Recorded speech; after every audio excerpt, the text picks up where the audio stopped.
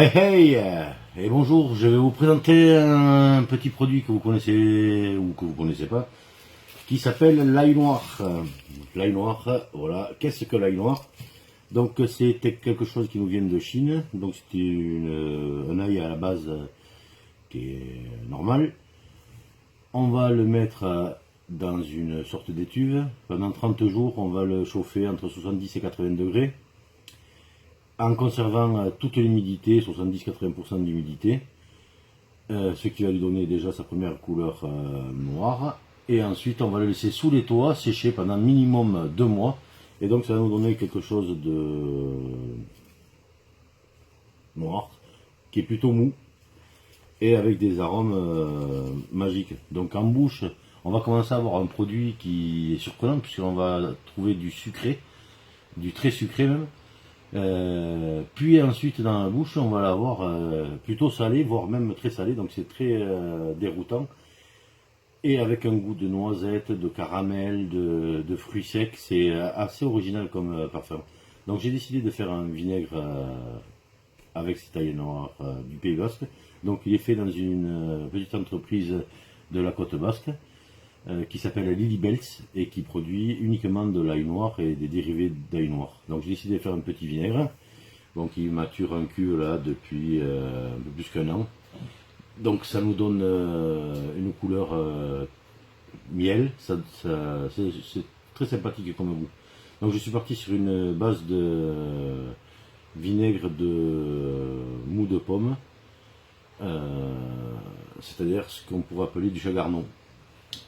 Alors on va faire un peu d'histoire sur le chagarnon et faire taire à des croyances. En fait, à Pays Basque, il faut revenir en arrière. Autrefois, les marins, ils pouvaient pas embarquer de cidre dans la mesure où c'est que le cidre, ils n'arrivaient pas à le conserver et donc il tournait et donc c'était du vinaigre. Le Pays Basque avait beaucoup de pommiers, donc ils ont plutôt décidé de faire du vin basque qu'ils ont appelé le chagarnon ou chagarnois comme on veut.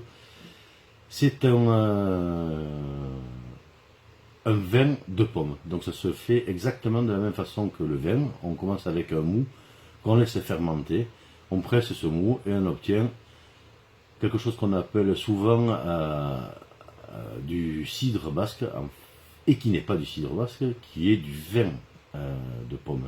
J'insiste bien, du vin de pomme, du chagarnon. On a un produit donc qui est beaucoup plus amer et beaucoup plus acide que le cidre breton ou que le cidre tout court. Et le cidre breton, ça va très bien avec les crêpes, mais le vin de pomme, ça va pas du tout avec des crêpes bretonnes. Ça va plutôt avec de la viande rouge comme un vin. On n'aurait pas l'idée de manger des crêpes avec du vin rouge. Il ne faut pas avoir cette idée avec du chagarnon de manger un dessert. Donc j'ai donc du vinaigre de chagarnon aussi.